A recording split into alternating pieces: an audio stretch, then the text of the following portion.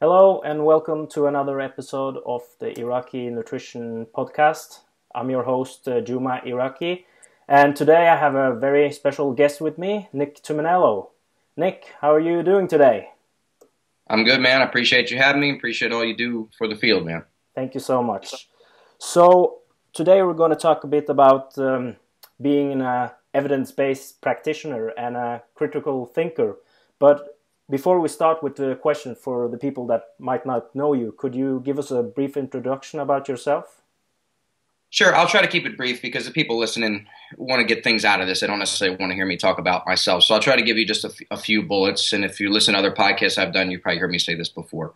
So number one, I literally grew up in a gym. My mother was a bodybuilder in the 80s. She used to take me to the gym with her. I grew up in a dirty, sweaty, stinky 1980s, steroid-infested, back end of the golden era of bodybuilding, or the final, decade where bodybuilding was awesome. I grew up in that, really. So that motivated me to always enjoy weight training. I knew I wanted to become a trainer, by the time I was 15, 16 years old. And I was a last generation before that was considered a real job, right? When I was 18 years old or 17 years old coming into high school, if you said to people who were adults in the professional ranks you wanted to be a personal trainer, they'd look at you and go, okay, well, you're going to get a real job after that, right? Now it's well accepted. So I was that last generation.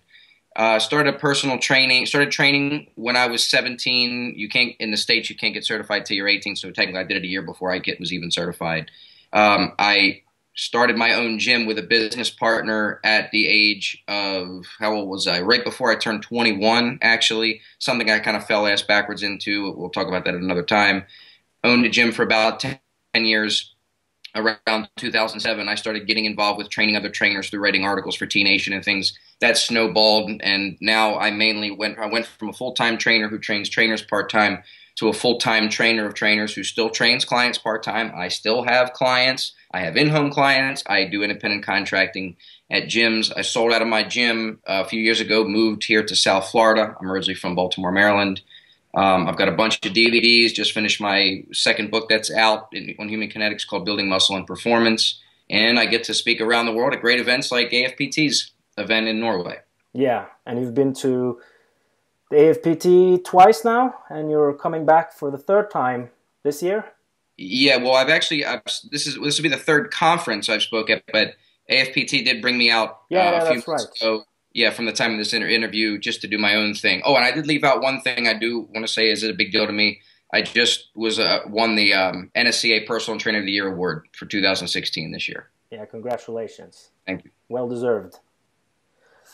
Okay, Nick, that was great. So let's dive into the questions. You've previously done a couple of podcasts on this topic, and then you also written couple of articles on this topic. That's why I thought it would be a great idea to bring you on to talk about this.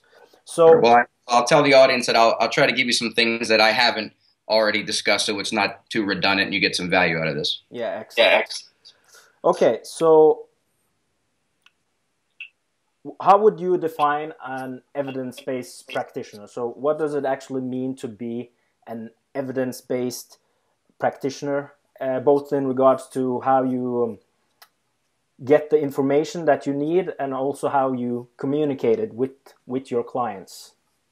Okay, well, I'm glad you asked this because this is actually something that I'm not sure if I'm going to give an answer that a lot of people would think and maybe even like.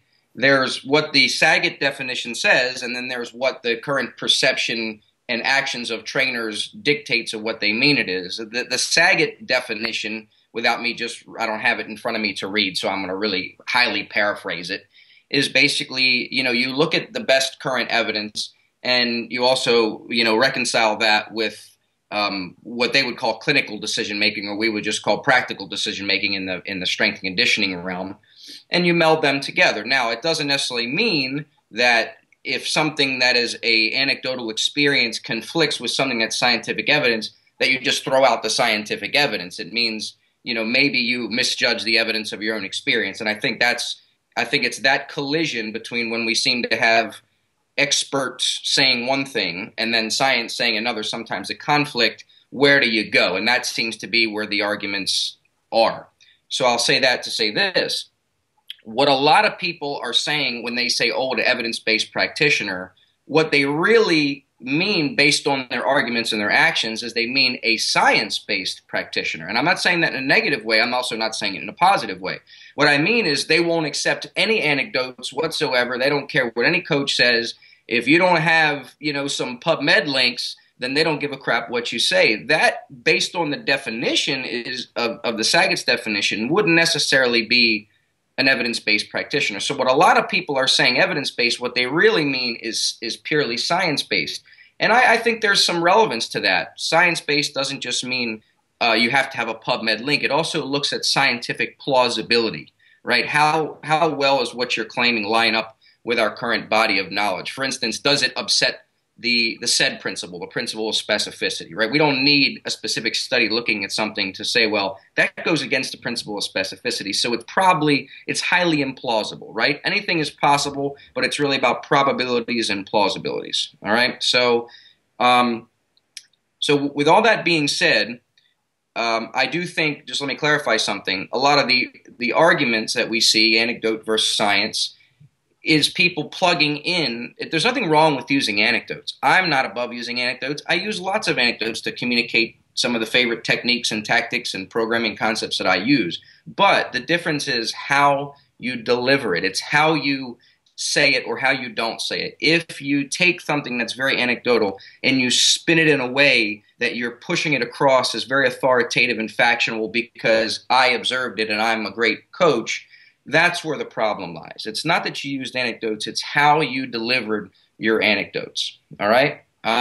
So I'll pause there for a second. I would like to, there's another point I'd like to make, but I don't want to just sit here and soapbox right off the gun here. Okay, excellent.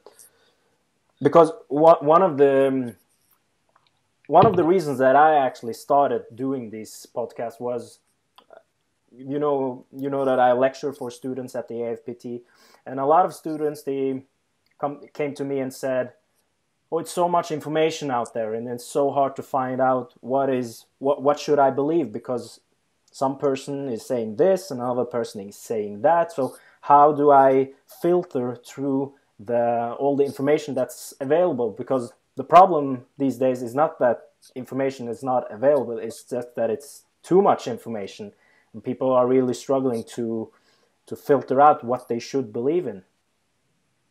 So what are your thoughts in regards to that? Because that's one of the problems that we see in this industry today. Yeah, so a couple points. You're 100% right. I agree with you. The problem, the frustration is not information availability. It's what do I do with it all, and there's so much of it. Now, let me first say this. It's not a reasonable, well, not reasonable is the wrong word. There's no sense in and I'm not saying you're making this complaint, but a lot of trainers do. They say, oh, it's just information overload, there's too much information out there. Well, everybody says that, but everybody seems to think that, yeah, too much information, but not mine. Mine is the good stuff, right? So, because none of us are in the business of putting out bad information. Nobody is, right? So, it's always interesting. It's everybody else has too much information, but mine, it's not a problem when I put my stuff out there. So we don't point the finger inwards. That's the free market of ideas, man. So you're the deal. You just have to deal with it as is, and hopefully the best information rises to the top. Now, one thing I want to make an observation of. Right now, at the time we're doing this interview, 2016. We're creeping up on halfway through 2016. We've had several years now of this push for more evidence-based approach in training. Now, some people would say, oh, well, it should have been like that all along. Okay, well, it was not. So, and maybe even a more science-based if we go by what I previously said. However, have we seen any sort of change in the amount of disagreement or polarization or clarity in the field as a whole? No, probably more. So what we thought was, oh, if we bring evidence into it, that's going to be the ultimate, decider. No, because now we just find is we all still have our filter of looking at information, and we pick the science that we like. Yes, I know it's cherry picking this. I know what good science is. You look at the preponderance of evidence. But we still see people looking at studies and go, well, that wasn't a good study because it's purely observational, or that's not a good study because it was self-reported and, whatever. It was just based off of a survey. So everybody picks on what they think is a good study and not a good study. So now when we tell people, oh, well, just look at the evidence, well, then they go down, if they don't know, not everybody's a scientist, right? They look down and they see a bunch of references and it says one thing, and then they go to somebody else who says something different, and they see a bunch of references. They go, well, I still don't know who to believe because now everybody's put the evidence-based reference spin on it, and I still don't know what the heck is going on. So I just wanted to make it clear that, yes, it is important to use evidence and like we're doing, but it hasn't solved this conflicting information problem as much as we thought it is. In fact, it just makes it look like science doesn't know what it's doing because there's so much conflicting science that I'm still just going to divert the general I. I'm just going to go back to what my common sense says. And you see this all the time with that frustration. So now that I'll step off that soapbox and hop on another one. What I prefer to say, setting that where we are right now, what I prefer to say is I've tried to get away from using the term evidence-based practitioner because of all the things I just went over, right? So, I prefer to use the principle-based practitioner. So what that means is, again, using universal principles. And that way it clarifies things because when you look at the evidence that people are providing, and sometimes it seems like, oh, well, they have science, but they're still conflicting. Then what you look at is plausibility. How does what this person is saying, what this person's saying, regardless of how many references that they've thrown down, and even if you're not familiar with how to go back and look at the scientific studies and separate this study from that study, how does it line up with the current principles that we know? All right, let's look at diet, for example. Okay, I'm not a nutritionist, I know, or a dietitian. I know that's what you do, so I'm going to keep it real simple. So what we know when we look at some of the majority of the evidence across the board is that calorie quality is important and calorie amount is important, right? Now, we have all these different diets. We have intermittent fasting, we have paleo, we have things that were talked about 10 years ago about don't eat after 6. There's all these percentages, 30, 40, whatever the percentages are. So if we pull away from those and just say, let's look at them from a principle-based perspective, the reason why, it explains why you have people who say, oh, I did that and it worked well for me. Why? Because all of them have a few things in common. They increase the nutrient density of the food that you're eating. And because most of the time more nutrient-dense foods tend to be lower in calories, they tend to reduce the calorie intake. So it's not the special formula that they provided, eating at this time, not at this time, or eating certain percentages or whatnot. It's the fact that it fits in with the principle of improving quality and reducing overall calorie intake. So you see what I mean by looking at it from a principle-based perspective versus buying into a modality. So that's why I prefer principle-based perspective. So as a trainer, when I look at something, how does this line up? This is my inner dialogue, the questions I'm asking myself. How does this line up with the principle of individuality? How does this line up with the principle of specificity? Is this a different way of overloading the body? Or are they imposing some special thing that seems to want to upset any of those principles, right? So like if you tell me that, oh, well, I can't improve any aspect of your performance until we first fix your breathing patterns. Well, now you've just said something that is directly upsets the principle of specificity, right? So now you better come hard with that's an extraordinary claim. You better come hard with scientific evidence and not just one study of a few people that use your approach. I need to see this thing replicated before I'm buying into it. So hopefully that clarifies why we haven't necessarily moved forward in our polarization and arguments by just looking at references, by just providing some PubMed references. And two, what would be a solution would be look broader and look at principles, because principles tell us plausibility. Plausibility has a broader and easier scope. It's a bigger picture scope to evaluate claims. Exactly. I also think that a lot of people, when they look at the evidence, it's more like they look at it as black and white and they forget the gray areas. And I think it's important to remember that when you're working with people, some things might work for different clients. So take, for example, what you talked about in nutrition. The key is actually to find something that you can adhere to over the long run. So some people might find it easier to adhere to the diet if it's lower in calories, lower in carbohydrates, higher in protein, higher in fats, compared to others that might adhere to it if they have more protein and more carbohydrates, for example. Mm-hmm. So it's always tricky, especially when you teach this to students, to tell them that there's no magic formula either for training or for nutrition. You just have to learn the principles and the different tools that you can use based on the clients that you work with.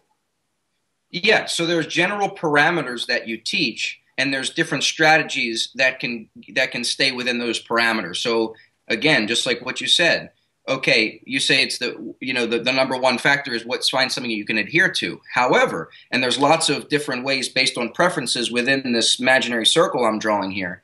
But hey, some people may prefer more of an intermittent fasting style. They might have 1 or 2 meals, big meals throughout the day. Other people may prefer 6 smaller meals. However, we're always going to emphasize eating more fruits and vegetables, a colorful diet, because that doesn't change. So you see what I mean? The overall principle is the same. I know you get this, but I'm teaching to the audience. The overall principle is the same, but there's lots of different delivery systems. And that's a key word I think people should understand. Don't look at these different delivery systems as mutually, contradictory. Now, some things are. Some people say if you eat this type of food, this is going to give you diseases, and other people say, if you eat this type of food, it's going to be the key to health. Those are extraordinary claims that's when you start looking at evidence and things. But when people just have different delivery systems to create adherence, to adhere to principles, those are not complementary. They're just different tools in the toolbox to take care of the same issue. Excellent. Improving overall nutrition. Yeah. You've written earlier a great article called "Why Smart Trainers Believe Stupid Things." So in this article, you talked a lot about the issues that you've observed in the fitness industry. Could you briefly mention a bit of the things that you have observed among trainers?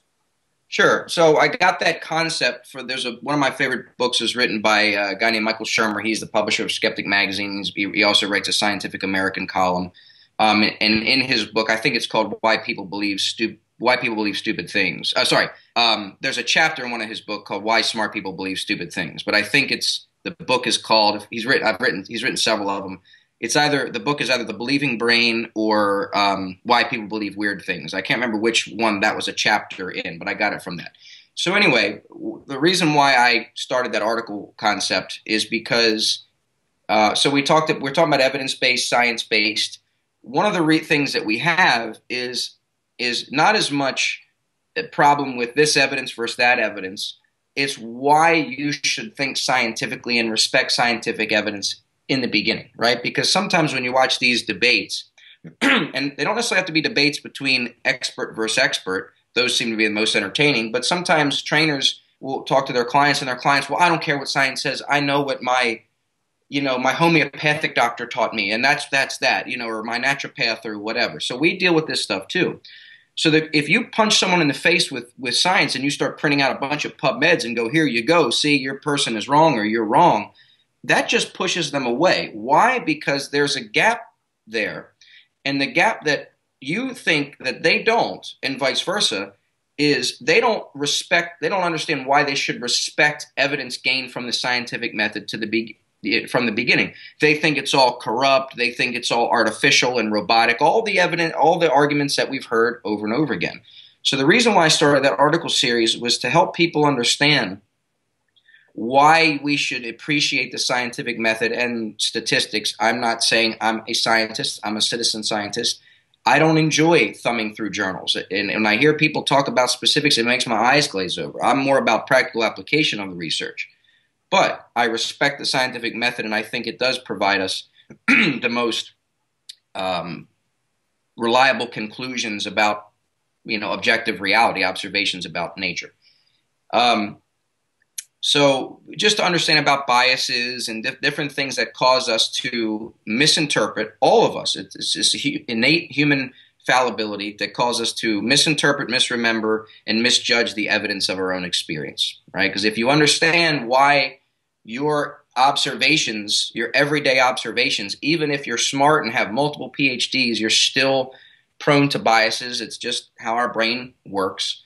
If we understand that, then we can become more humble about our own observations, and then we'll appreciate better that why the scientific method was brought up, and then maybe we'll be more excited to reconcile or weigh our anecdotal experiences against the evidence, and when they don't line up, don't just default to attacking the scientific enterprise, but thinking maybe I'm wrong about this. Maybe one of these biases creeped in this head of mine because it's a natural thing. I'm hardwired to do that, to jump to conclusions, and then maybe the science is right. Maybe I need to look a harder look at myself. So that's humility and intellectual honesty. So again, I'm trying to talk about these in as short as I can, but some of these require a little longer of a soapbox to do. Yeah, I understand. I think it's great that you mentioned this with when you encounter people that just say, I don't believe in science, and people try to convince them by pushing more science on them. And I think one of the problem is that people that aren't into the science and evidence and stuff like that, I think they find it, what's the word, mysterious maybe? It's something mysterious. Yeah. Yeah. Well, sorry, I'm going to cut you off. No, just continue. Right. Well, I was going to say, a lot of this has to do, I would say, it's twofold. Number one, again, I'm speaking from being someone from the States here now, knowing what our school systems do. And I'm not going to sit here and pontificate and say the school system is broken and things like that. I don't, that's not beyond my scope. I don't think that necessarily at all. But we're not taught, as Americans coming up through school, whether it be through private school or public school, we are not taught as a foundational aspect, just like we were taught English and math, like, you have to take that 4 years in high school.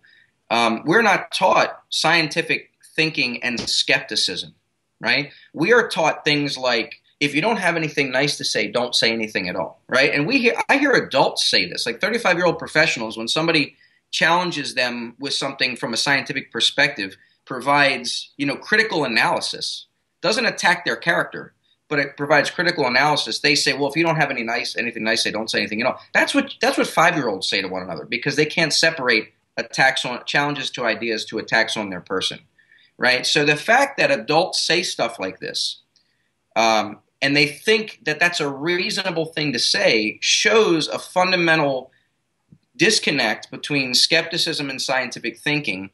And because of that, we have this idea that we heavily appeal to authority and all those types of things. So we're not taught very early on what our fallibility, about biases and heuristics and all these sorts of things. To me, I think those things should be a fundamental aspect of something that we learn in school, to learn about why we form our beliefs, and then also how to talk to people that have differing beliefs without immediately getting defensive, as if every challenge to an idea we have is a personal attack on us. Because when you conflate those two together, it's really hard to have a rational discussion and to be open-minded, because you think, if you think your beliefs are who you are, your beliefs are not who you are, you're not your ideas.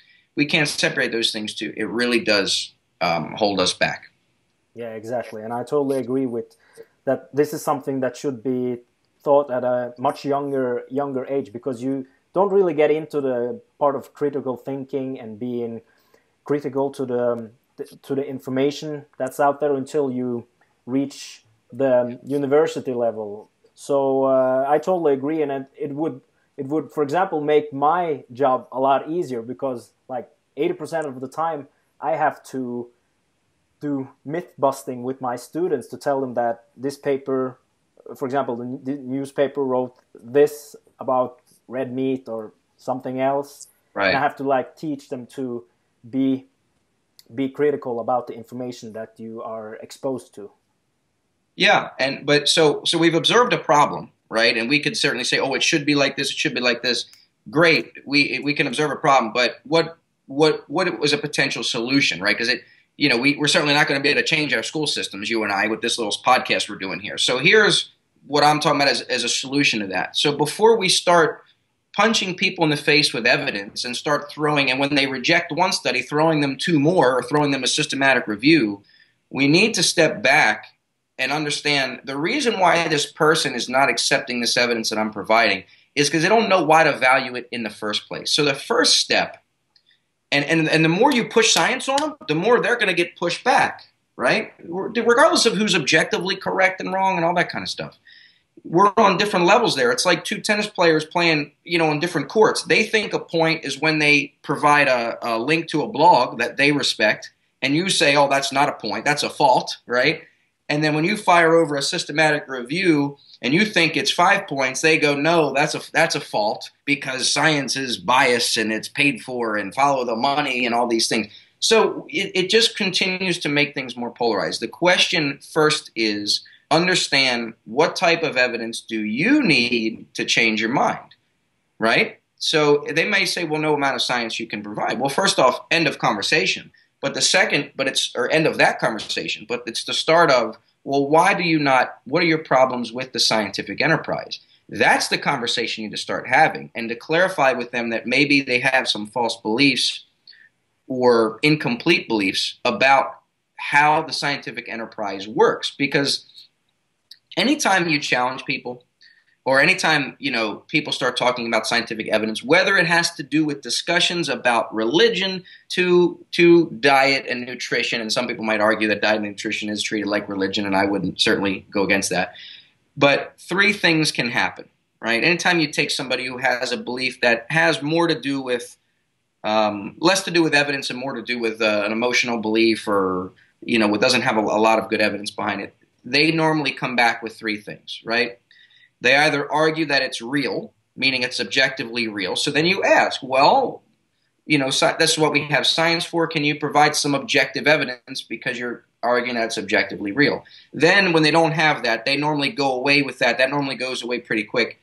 And then they say, well, it's helpful, right? Well, I don't know about all your science stuff, but all I know is I did this diet and I lost all kinds of weight and I feel better. And two of my clients did it. Okay. So they didn't argue it's real anymore. They just argued it's helpful, which goes back to our previous discussion. It helped them eat more fruits and vegetables and continue less calories, but not specifically to the special claims that their modality makes. You understand? So, or they'll attack the messenger. And that happens in one of two ways. They'll attack you and they'll say, oh, why are you being so negative? Why can't I believe what I want to believe? Why are you bullying me? Blah, blah, blah. Or they'll attack the scientific enterprise. Oh, follow the money. Oh, this, that, and the other. So the reason why I bring that up is we notice that the discussions, when you start, this is another problem with the whole evidence-based issue again, throwing science at it and thinking that clarifies everything. All it really does is it becomes a distraction in a lot of these situations. Again, I'm not saying don't use scientific references. I use scientific references.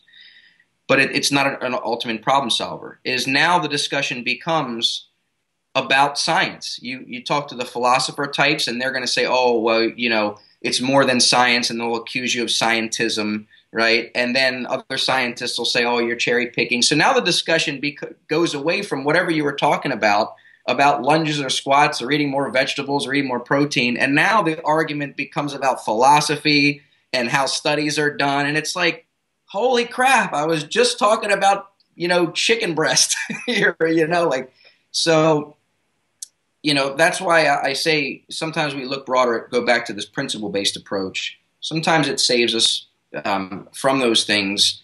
And the takeaway here with all my rants is that we have to fill that gap between first getting people to understand why they should appreciate scientific evidence in the beginning. That is step one. We skip that step and slam them, with studies, and when they don't, go, oh, well, you're too dumb to change your mind. You don't want to hear any counter evidence. No, you just haven't told them. They don't know why they should understand science. Yeah, exactly. Appreciate it. Yeah.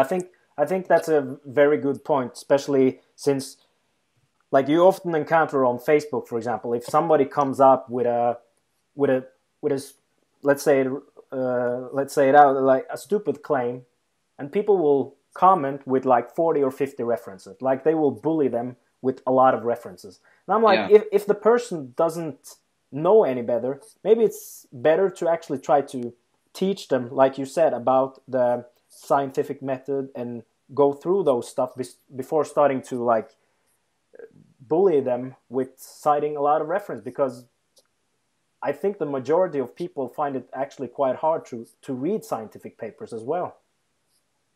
Well, sure. So do I. Yeah. So, here's something interesting. Most people who are adults will agree with what I'm going to say right now. They'll say this. If a person continues to encounter, let's say it's in their professional life or in their personal life in relationships, right, where they continue to encounter the same issue, they're constantly, let's say they're constantly disliked at where they work, or they're constantly being dumped after a few months by the people they're dating because they claim they're controlling, right? So if that same pattern continues to happen, we don't point the finger anymore at the people they work with or the people they date. We point the finger at them and go, okay, if the same pattern or the same thing happens, it's a pattern, and the problem is you. You are the consistent denominator across the board. Okay, so if we see somebody who has been in arguments on social media or whatever, and the faces and names changed, but the same issues still happen, right? The same counter arguments still happen, whether they're good or not. The problem is you. If you still encounter the same roadblocks with getting people to understand this, why they shouldn't do this diet, or why this is a bad argument, the problem is you. But yet we never put that same thing on ourselves. We always go, oh, these people are just zealots. And no, people believe things for reasons. Most people are not dumb in regards to lacking some sort of common sense. Most people are not walking out, in the street and in front of cars, in front of traffic, without looking both ways. That's what I mean by common sense. So we believe things for reasons. The question we have to first ask is, where we differ is, what are good reasons to believe things? That's the difference. It's not, everybody has reasons to believe things. What are more reliable reasons to come to know things? That is really the question, and that comes down to what I've said before.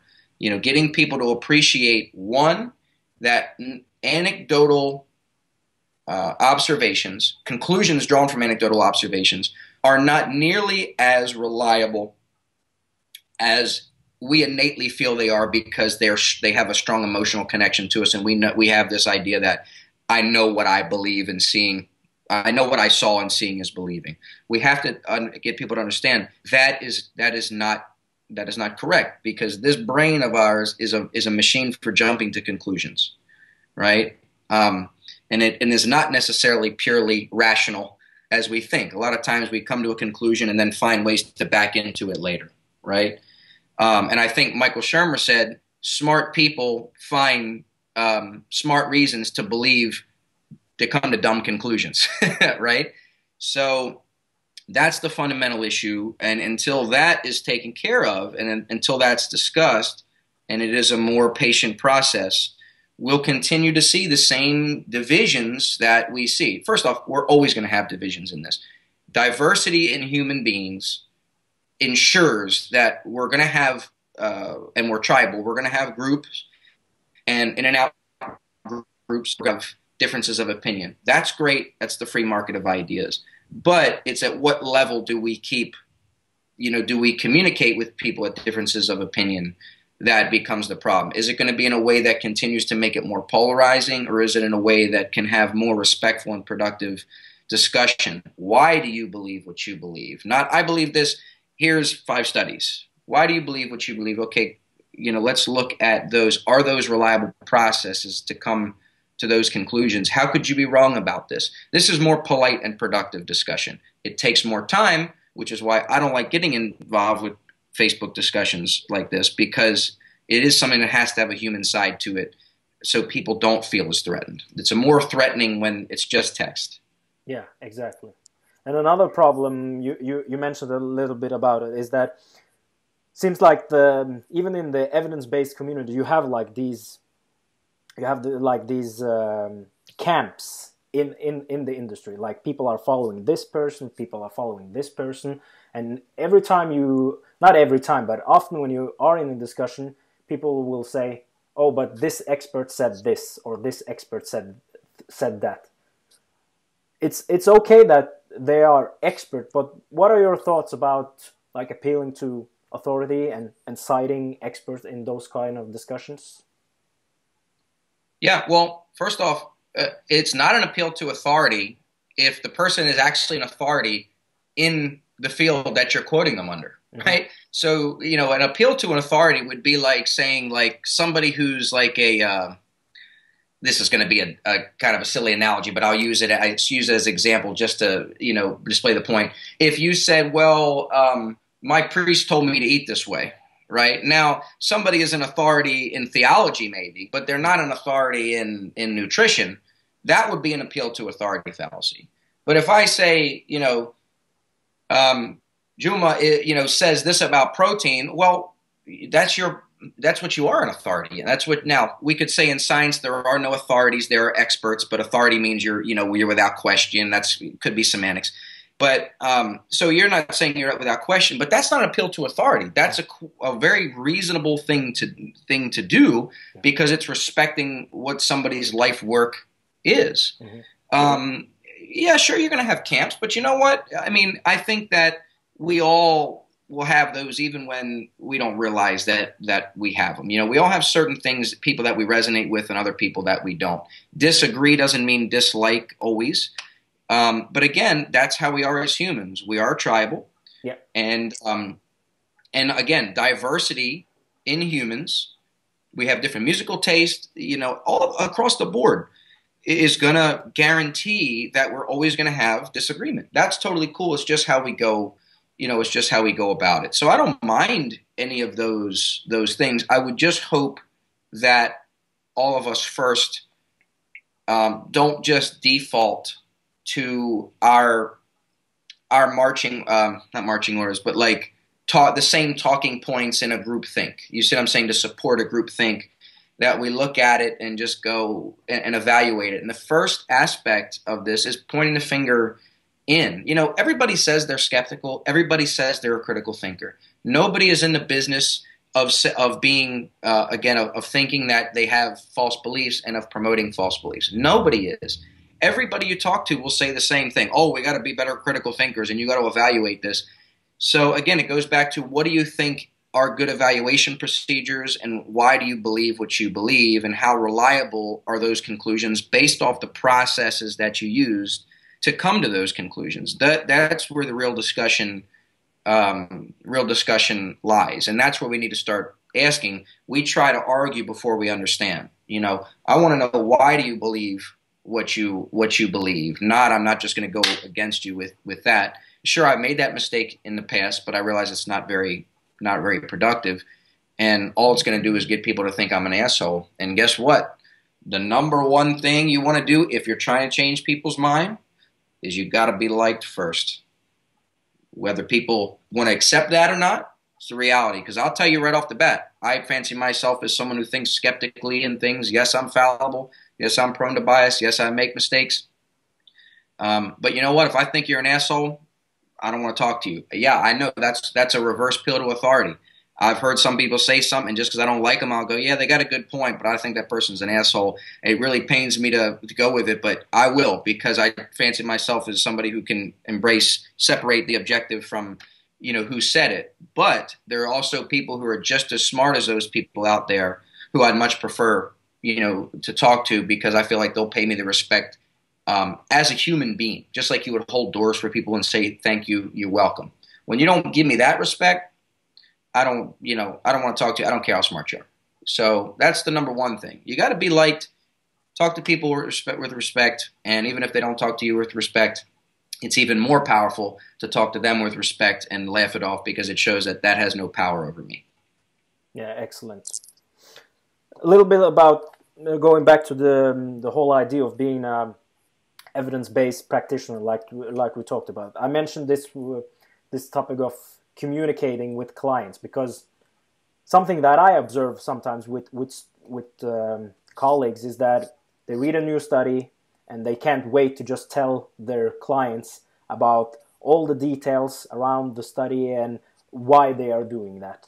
And it's always been in my head to like present what's easy absorb for the client first, and if they start asking questions, like chunk it up in pieces and tell them more and more about the details if they actually show interest in it. Because sometimes people are not interested in knowing the details. They just want to know if it works. I'm with you 100%. Everything you said. So yeah, I really have nothing to add to that. I'll just say this: if we all think about how most people, even a child, can make a paper airplane, right? Yeah. And we can make different types of paper airplanes. You can bend the wings up. You can turn the paper wide. You can turn the paper long and make it a streamlined plane. We can all do this based on wind outside and different things, but have no idea about the principles of aerodynamics, physics, that are responsible for making the plane fly and that are responsible for making it do what we did when we flipped the wings up and turned this and did that. Because that's how we learn. We do the practical first and figure out the details later. Unfortunately, in a lot of training education, it's the opposite. We spend years talking about origins and insertions and bones and anatomy. All that stuff is great, but when I hear trainers talk about, oh, you've got to know your anatomy and you got to know this, I go, that's my worst subject, and I've done pretty damn well in this field. So, and I've found that people who are in the field for a long time, if you find what they lose, they'll find that they tend to lose their anatomy and all the physiological type details of muscle makeup and things. Why do you think you lose it if you've been in the field 10 years? Because you haven't used it, which demonstrates what's really needed, in regards to when you have clients in front of you every day. I'm not saying it's useless or anything like that, but going back to what you're saying, that is how us trainers work as well, and that's exactly how clients work. Look, how does this change my training? If it doesn't, you're just paying lip service, and this is just all to sound smart. Yeah. If it doesn't change my training, move on. And that's how I talk when I talk to the science guys that are buddies of mine. You know what I mean? That was my joke a couple of years ago. I go, see, I lied to you. I said I had nothing to add to this, and now I'm soapboxing again. But that's what I do. I'll call them up first. Hey, what does the science say on this? What is the, preponderance of evidence? Don't give me the details. I don't care just tell me. I trust you. What does the evidence say on this? Well, it says this. Okay, so that means like when I'm writing this out or doing this that I should do this instead of this, and in cases like this I'll do this. Yes. Okay, great. Call me if that changes. Click. That's as far as I want to take it. Yep. Right. So that's going to experts. That's not an appeal to authority. No, that's what they do. No, that's when you're talking to a real expert, like you say. But compared to like we have other experts in the industry as well, as you might have observed. Yeah. But my question is, like when we're talking about an evidence-based practitioner, if you have a hierarchy of things that are important, like important skills to have to be an evidence-based practitioner, where would you place the science? Like, what skills do you feel are most important when working with clients? Oh, that's an interesting question. Well, okay. So what I would say first, so I'm going to put myself in a situation like if you came to me or a beginner trainer came to me, or even an advanced trainer came to me and said, look, you've got 3 hours with me, help me become a much better trainer when I walk out of here. The last thing that I'm going to do is start pulling up PubMed stuff or talking about physiology and anatomy. I'm going to get them on the floor, and I'm going to talk about basically two things. Basically how to find a training direction that's individualized without getting caught up in a lot of the things that confuse us, which is a lot of the corrective exercise therapy trap, right? And because that seems to do more to cause trainers to lose their way than to help. A discussion for another time. And then two, So that's basically exercise prescription. All right, individualized exercise prescription, keeping safety in mind, of course. And 2, programming, again, with exercise prescription as part of programming, organization and prioritization. And with that, coaching and modifying exercises, right? Which goes back to the first point, because those are the big rocks of training.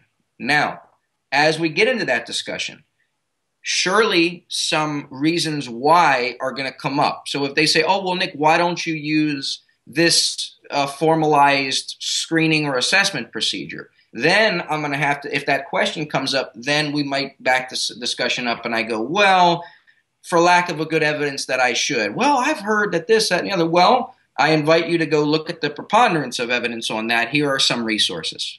So that's where that may go. But I'm not going to jump right down that path. What I am going to say, and I'm going to teach them a thought process. But yeah, if I've got limited time, understanding scientific research is not going to be the first thing that I throw at them. The first thing that I throw at them, I'm talking about a personal trainer right now, is going to have to do with exercise, prescription, coaching, and modification. Excellent. It's because that's what we do. Yeah, I agree. Because because the way I see it is that if you want to be a good trainer, you should have several skills. One should be your experience and actually working with clients. And that's something that I feel like if you read some of the studies that are out there, both on exercise and nutrition, you can sometimes actually spot that these people haven't actually worked with people. And that's something that I feel is also lacking in the research sometimes, that the things that they are trying to do in the study, it's not practical to do in a real life setting. So Absolutely. Having the experience, being a critical thinker and being updated on the research. But what about now we're talking about a different topic here, but what about communication and social skills as well? Sure. Well, you asked me about social skills. I'm going to answer that question. I'll be brief on this. Like I said before, everybody fancies themselves as a skeptic and a critical thinker. The question is, how selective are you with that, right? So if you're buying a used car, we're all very skeptical and we're going to be critical and give a lot of critical analysis towards what the used car salesman says. But if it's someone that we really believe and they tend to be in line with us, we're going to be a lot less skeptical and critical of what they say. Now, I will say you don't have to be super skeptical of everybody, because you can assign higher confidence values to people based on previous information, and you go, okay, every time this person provides information, they always are very thorough and they seem to form very logical, very well evidenced type arguments, and they seem to be intellectually honest. So that's okay to do. But that's what I mean. Everybody says they're critical thinkers and skeptics and things. The question is, are you selective about that, or do you really apply that much broader to, most, if not all, new claims or current beliefs that you have? That is really what skepticism and critical thinking, is all about. And be willing to change your mind and hear different arguments, as long as they have some sort of logical basis to them, right? Okay. So you asked me about communication. I really think that we already covered this before in regards to what I said, polite and productive conversation. I will tell you that asking questions to people doesn't position you in an antagonistic manner as telling them things and throwing evidence and things in people's faces. And let me give you two very quick diffusion tactics about these things. So let's say you confront somebody or they confront you and you have a different point of view in regards to some type of diet or some type of training modality, whatever, right? And the first thing that you need to ask them, or they need to ask you, is before you start getting involved in the discussion, number one, what would you require to change your mind about this? Now, changing your mind is a twofold thing. One, you could say, well, what do I require to start rethinking my current position on this? So just to have some area of openness where you start to question your belief. I still think that's true, but you know what? I don't think it as confidently as I did. That's okay. And what would you require to abandon that belief? Once you tell me that, well, now I know what you're going to take as a point. Because if you say, well, if I saw a double-blind study had at least 200 participants that looked at this and looked at this, well, I happen to have a reference for one of those. Check this out. Discussion pretty close to over. Now, that person may completely backtrack, and then you realize, well, you said this, and then you went against your word, right? Well, you're not going to get far with that person, so then you just abandon it. Flip that around on yourself. What type of evidence would I require to bring in more doubt to the conclusion that I have or to change my mind? And then you can ask that person directly. So if we all go into these arguments without asking these fundamental questions, and now you see why the continued polarization happens, because you quote from a website that I don't care about, I quote from a science journal that you don't care about, and we keep doing it and we keep telling each other the same thing. Oh, you're confirmation bias. No, you're confirmation bias. Oh, no, you're not skeptical enough of this. Well, no, you're just going with the group think, and it's like this. Yeah. Exactly. Right? Yeah. Yeah. So understand before you argue, ask questions, and I gave you a few fundamental ones to ask. Otherwise, it's only going to make people think you're an asshole, and you're going to think that person's an asshole, and that definitely is not going to help anybody change their mind. Yeah, exactly. Okay, Nick, let's wrap it up with the last question. I just want people to have something practical in regards to this filtering of information that's out there. If there's a person that's really getting new into the evidence-based part of this industry, what are resources or tips that you would give them in regards to keeping update on the latest information? Like, how do you find good information and how do you filter out the bad information?